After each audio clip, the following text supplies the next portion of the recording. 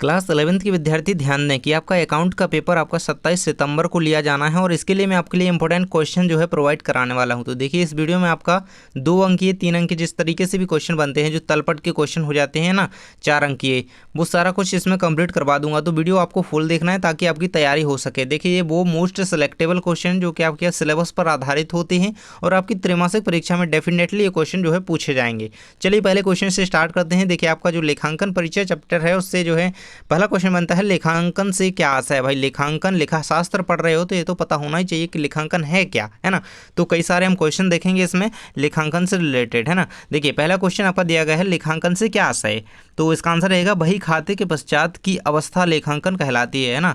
बही खाते के पश्चात की अवस्था, ये ऑब्जेक्टिव में भी बन सकता है कि बही खाते के पश्चात की अवस्था खालिस्तान कहलाती है या क्या कहलाती है, तो क्या लेखांकन कहलाती है। याद रखिएगा, जिसमें व्यवसायिक या कहें कि व्यापारिक सौदे एवं घटनाओं का मौद्रिक रूप में लेखांकन, लेखन, वर्गीकरण, संक्षिप्तीकरण, परिणामों की व्याख्या एवं निर्वचन जो है किया जाता है। यही कारण है कि लेखांकन के कार्य को संपन्न करने के लिए विशिष्ट ज्ञान की आवश्यकता होती है ना। अतः लेखांकन सूचना प्रदान करने वाली पद्धति है जिसके आधार व्यापार के निर्णय लिए जाते हैं ना, जिसके आधार पर व्यापार के निर्णय लिए जाते हैं।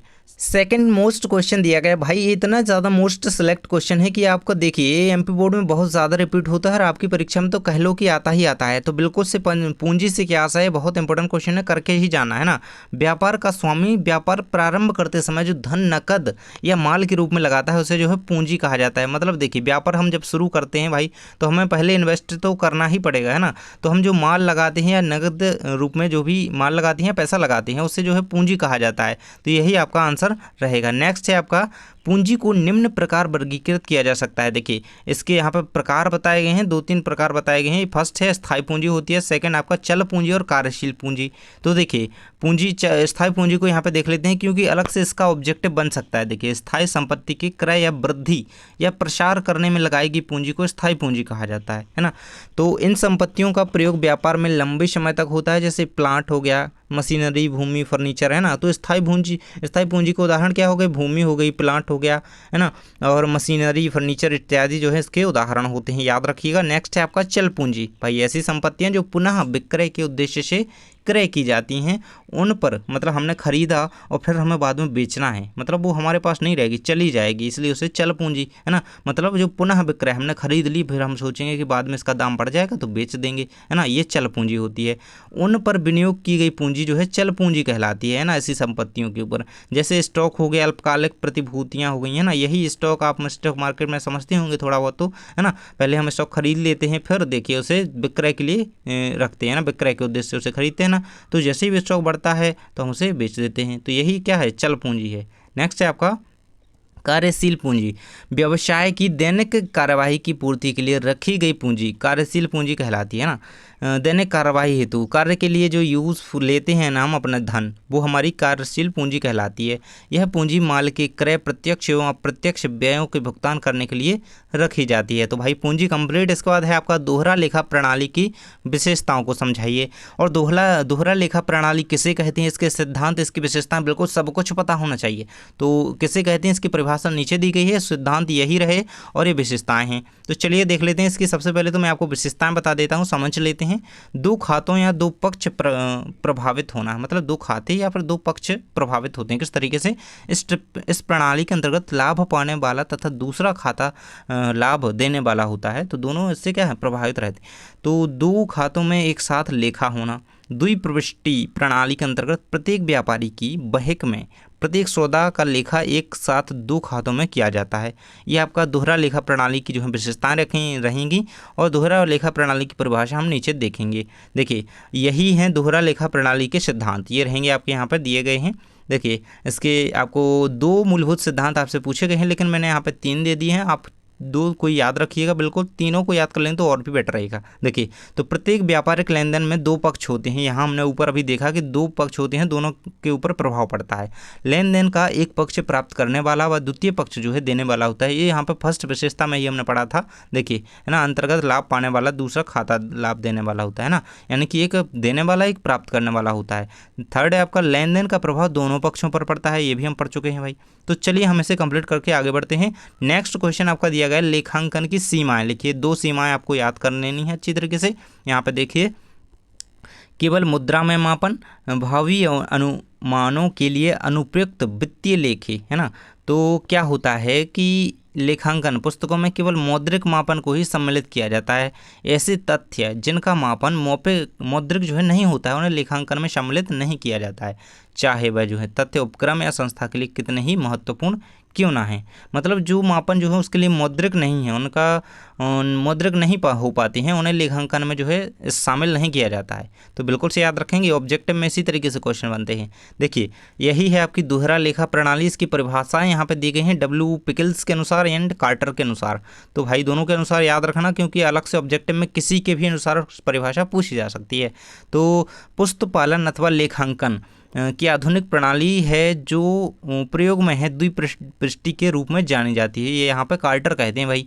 और डब्ल्यू पिकल्स क्या कहते हैं कि पुस्तपालन की प्रणाली यानी कि लेखांकन जो लगभग सर्वत्र प्रयोग में लाई जाती है वह है जिसके द्वारा प्रत्येक नाम का एक जमा होता है। इसे द्विपृष्ठि प्रणाली के रूप में जाना जाता है, यानी कि दोहरा लेखा प्रणाली। तो ये रहेगा कंप्लीट भाई, दोनों के अनुसार परिभाषा दी गई है। अगला है आपका रोकड़ प्रमाणक का अर्थ क्या है भाई। प्रमाणक क्या है, रोकड़ प्रमाणक क्या है, ये हमारे क्वेश्चन है तो बहुत ज़्यादा इंपॉर्टेंट है।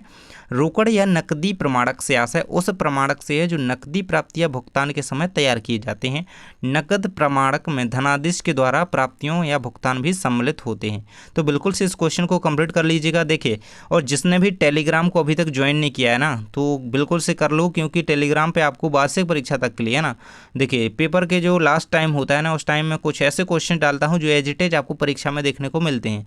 तो आपको क्या करना है, टेलीग्राम ज्वाइन कर लेना हो, इंस्टा पे भी आपको फॉलो कर लेना है ना, क्योंकि हम हर जगह जुड़े रहें तो अच्छी बात है। नेक्स्ट है आपका मूल प्रलेख से क्या आशा है भाई। मूल प्रलेख को समझ लेते हैं। कोई भी प्रलेख जो किसी सौदे की प्रमाणिकता प्रदान करता है मूल प्रलेख कहलाता है। तो ओटी में भी इसका आंसर आ सकता है, इतना छोटा सा, तो बिल्कुल से याद रखिएगा। नेक्स्ट आपका देख लेते हैं भाई, लेखांकन के सिद्धांतों की विशेषताएं लिखिए। तो पहली विशेषता जो है, देखिए सिद्धांत दिए गए हैं, खासकर कहें तो मनुष्यकृत सिद्धांत, है ना, इनके सिद्धांतों की विशेषताएं क्या है। मनुष्यकृत सिद्धांत तथ्यात्मक और सारी दी गई हैं। लेखांकन के सिद्धांत मनुष्य द्वारा निर्मित हैं, है ना, इसीलिए इसे मनुष्यकृत सिद्धांत यहाँ पे कहा जा रहा है, एवं विकसित किए गए हैं। ये सिद्धांत भौतिकी हो गई, रासायनिक हो गई, रसायन विज्ञान हो गई, है ना, अन्य प्राकृतिक सिद्धांतों की भांति दृढ़ एवं सर्वमान्य नहीं है, एवं ना ही इन्हें प्रयोगशाला में परखा जा सकता है। पर ये सिद्धांत अच्छे मार्गदर्शक का कार्य करते हैं, क्योंकि ये तर्क अनुभव, क्योंकि इन पे प्रैक्टिकल तो नहीं किया जा सकता ना, है ना, लेखांकन के सिद्धांतों पे। ये कोई भौतिकी का या फिर रसायन का तो कोई प्रैक्टिकल नहीं है ना, इसलिए इनका जो है परखा नहीं जा सकता इन्हें, लेकिन ये अच्छे मार्गदर्शक के रूप में जो है कार्य करते हैं, इतना याद रखिएगा। नेक्स्ट है आपका तथ्यात्मक। तो लेखांकन सिद्धांत जो है वास्तविक तथ्यों पर आधारित होते हैं। ये सिद्धांत निरपेक्ष एवं व्यक्तिगत पक्षपात से दूर होना चाहिए। साथ ही प्रदान की गई सूचना की सत्यता पता लगाने का कोई उपाय होना चाहिए। नेक्स्ट बढ़ते हैं हम आपकी उपयोगिता, सरलता और औचित्य की ओर। तो ये आपके देखिए इसके सिद्धांत की क्या है भाई, ये विशेषताएं दी गई हैं, है ना। तो उपयोगिता के आधार पर इसकी क्या विशेषता है, तो लेखांकन सिद्धांत लेखों की उपयोगिता बढ़ाने में सहायक होना चाहिए। साथ ही वह उन व्यक्तियों की आवश्यकताओं को पूरा करते हो जो उनका उपयोग करते हों, है ना, मतलब यार जो उसका यूज़ कर रहा है ना, उसकी तो कम से कम आवश्यकता पूरी करे, है ना। तो ये इसकी विशेषता है। सरलता, लेखांकन सिद्धांत जो है सरलता पूर्वक प्रयोग में लाए जाते हैं तथा इनका उपयोग करने में कोई कठिनाई नहीं होती है ना। लेखांकन सिद्धांत में औचित्य अर्थात संबद्धता की विशेषता होनी चाहिए। इनके आधार पर तैयार की गई सूचनाएं आवश्यक होनी चाहिए। इस तरीके से आप पूरा आंसर कंप्लीट कर सकते हैं। नेक्स्ट क्वेश्चन आपका है खाता बही, है ना। तो भाई हमें खाता बही को भी पढ़ना है, एंड जो आपकी नकल बही होती है, नकल बही, ये दोनों इंपॉर्टेंट हैं, दोनों को पढ़ना है, नकल बही को और खाता बही को। तो चलिए नकल बही को नीचे देखेंगे, खाता बही को पहले याद कर लेते हैं। खाता बही का अर्थ एवं परिभाषा दी गई है। खाता बही दोहरे लेखे की प्रधान एवं व्यापार व हिसाब किताब की सबसे महत्वपूर्ण पुस्तक होती है ना, खाता बही। तो इसमें क्या किया जाता है, खाता बही में जोड़ी में बन सकता है भाई, खाता बही एक तरफ लिख देंगे और लिख देंगे एक तरफ मतलब हिसाब किताब की पुस्तक, तो वो क्या कहलाती है, खाता बही। तो इसी तरीके से क्वेश्चन बनते हैं भाई, तो बिल्कुल से याद रखा करो। खाता बही में लेखे करने की सुविधा के लिए जर्नल बनाई जाती है।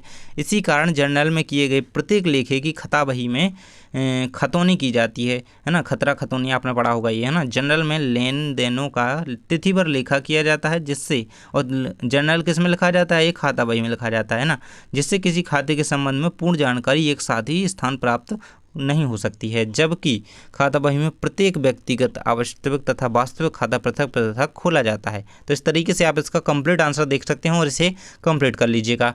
नेक्स्ट क्वेश्चन आपका दिया गया है विशिष्ट उद्देश्य पुस्तकें क्या हैं, है ना। इतना खास क्वेश्चन नहीं है, लेकिन हाँ आपको पढ़ करके ये जरूर से जाना है ना। नेक्स्ट क्वेश्चन भाई आपका देख लेते हैं, खुदरा रोकड़ बही क्या है, ये आपको उसका कंप्लीट आंसर रहेगा। अगला है आपका खुदरा रोकड़ बही क्या है, इसका आंसर आप देख सकते हैं यहाँ पे। अर्थ क्या रहेगा इसका, बड़ी बड़ी व्यापारिक संस्थाओं को बड़ी राशि के साथ ही छोटी छोटी राशि भी फुटकर व्ययों के रूप में व्यय करनी पड़ती है ना। ऐसा तो है नहीं कि अगर कोई बड़ी कंपनी है या फिर कोई बड़ी संस्था है तो वो केवल बहुत ज़्यादा मतलब थोक के ही वर्क करेगी, नहीं, उसे छोटी छोटी राशियों का भी यहाँ पे अनुदान करना होगा, है ना। फुटकर व्ययों के रूप में भी जो है मुद्रा या राशि जो है खर्च करनी पड़ेगी, व्यय करनी पड़ेगी। यदि इन फुटकर व्ययों की रोकड़ बही में लिखा जाए तो रोकड़ बही का भुगतान पक्ष बहुत बड़ा हो जाता है, मतलब छोटे छोटे पेमेंट्स अगर उसमें लिखे जाएँ, है ना, जो उसमें लिखे जाएं तो उसका जो है क्या होगा, उसका भुगतान जो है बहुत ज़्यादा बड़ा हो जाएगा ना, है ना। तो इस कठिनाई को दूर करने के लिए फुटकर व्ययों को रोकड़ बही में ना लिखते हुए एक अलग पुस्तक में लिखते हैं। इस पुस्तक को खुदरा या लघु रोकड़ बही कहा जाता है ना। तो देखिए, जब किसी कंपनी का या फिर कोई व्यापारिक संस्था हो गई तो उसका जो फुटकर या कोई थोक का कहें कि व्यय होता है तो उसको वो कहाँ पे लिखता है, उसको वो खाता बही में लिखते हैं। और अगर फुटकर उसका व्यय हुआ है तो वो उसको देखिए यहाँ पे ना लिखते हुए, कहाँ पे ना लिखते हुए, मतलब उसको खाता बही रोकड़ बही में ना लिखते हुए उसको कहाँ खुदरा या रोकड़ बही में, है ना, खुदरा रोकड़ बही में लिखते हैं। तो ये उसी से छोटी पुस्तक होती है, तो पेटी कैश बुक कहा जाता है ना। तो यही इसका अंतर है रोकड़ा मतलब खुदरा रोकड़ बही और रोकड़ बही में, है ना। रोकड़ बही में बड़े व्यय लिखे जाते हैं, जबकि फुटकर व्यय जो है यहाँ पे खुदरा बही में लिखे जाते हैं, बिल्कुल से याद रखिएगा। प्रमाणक किसे कहा जाता है, प्रमाणक का अर्थ क्या है, तो प्रमाणक जो होता है मूल प्रलेखों के आधार पर लेखा करने के उद्देश्य से जिन प्रपत्रों का जो उपयोग किया जाता है उन्हें प्रमाणक कहा जाता है ना। प्रमाणक की विशेषताएं शायद हम ऊपर देख चुके थे, तो ये याद रखिएगा। नेक्स्ट है आपका किन्हीं दो बाहरी उपयोगकर्ताओं के नाम लिखिए। तो बाहरी उपयोगकर्ता तो भाई लेनदार हो गए, कर अधिकारी, है ना, और भी आपके दिए गए हैं और ये नहीं दिए गए हैं। और दूसरा क्वेश्चन है वो नेक्स्ट, है ना। नेक्स्ट है आपका खतौनी से क्या आशा है भाई, तो खतौनी का अर्थ यहाँ पे दिया गया है जनरल एवं सहायक बहियों के सौदों का लेखा जब खाता बही में किया जाता है तो इसे खतौनी कहा जाता है। खतियाना या खताना भी इसे कहते हैं। अर्थात खाता बही में किया गया लेखा खतौनी कहलाता है, मतलब खाता बही में हम जो लेखा जोखा करते हैं ना उसे खतौनी कहते हैं। तो ये छोटे छोटे पॉइंट ना बिल्कुल से लिख करके रखो, क्योंकि ये आपकी वार्षिक परीक्षा के लिए आपको बहुत हेल्प करेंगे और हर एक परीक्षा के लिए हेल्प ही करेंगे भाई। खतौनी से क्या आशा है भाई, क्वेश्चन शायद रिपीट हो गया है ना। चलिए बढ़ते हैं आगे। आंतरिक वापसी तथा बाह्य वापसी से क्या आशा है, मतलब इनमें अंतर आपको याद करना है। और अंतर करेंगे तो आपको ये तो पता ही हो जाएगा कि ये दोनों होती क्या है, तो पता हो जाएगा कि इनसे क्या आशा है। तो आंतरिक वापसी आपकी है, बाहरी वापसी है। पहला क्या है, ग्राहक द्वारा वापसी माल को आंतरिक वापसी कहा जाता है ना। मतलब ग्राहक जब कोई माल वापस करता है तो उसे आंतरिक वापसी, और उधार खरीदे गए माल की वापसी को बाहरी वापसी कहा जाता है। मतलब उधार किसी ने लिया था फिर भी वो वापस करके जा रहा है तो वो बाहरी वापसी है। मतलब ग्राहक जब आया था और पैसे ऐसे दे करके माल ले गया और फिर उसको पसंद नहीं आया, जो भी बात हो गई, है ना, और वो वापस करके गया तो वो आंतरिक वापसी है ना। नेक्स्ट है आपका इसमें अंतर, विक्रय वापसी पुस्तक में लिखा जाता है। आंतरिक वापसी को किस में लिखा जाता है, विक्रय वापसी पुस्तक में, और क्रय वापसी पुस्तक में किसे लिखा जाता है, बाहरी वापसी को। तो बिल्कुल से याद रखेंगे। नेक्स्ट है आपका क्रय रोजन मचा, है ना, रोजना मचा जो क्या है, रोज नामचे आपने पढ़े होंगे, है ना, ये आपके में है ना। क्रय बही, तो क्रय बही वह सहायक बड़ी बही या प्रारंभिक लेखे की बही है जिसमें पुनः विक्रय के लिए उधार खरीदे गए माल का लेखा किया जाता है। तो रोकड़ बही के संतुलन से क्या आशा है, चलिए इसे भी देख लेते हैं भाई।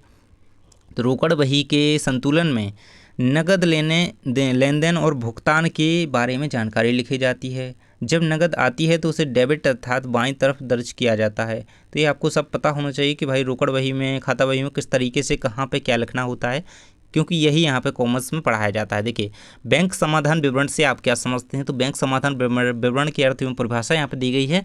व्यापारी अपनी रोकड़ बही के बैंक स्तंभ संबंधी जो है समस्त व्यवहारों की प्रविष्टि करता है एवं बैंक भी अपने यहाँ व्यापारी के खाते में व्यापार से संबंधित समस्त प्रविष्टियाँ करता है। तो इस तरीके से आपको इसका कंप्लीट आंसर देख लेना है और इसे याद कर लीजिएगा, क्योंकि इंपॉर्टेंट क्वेश्चन है, एक ना एक क्वेश्चन इससे बनेगा ही, है ना। नेक्स्ट क्वेश्चन है आपका, बैंक समाधान विवरण किसके द्वारा बनाया जाता है। आप इसे भी कंप्लीट कर लीजिएगा भाई।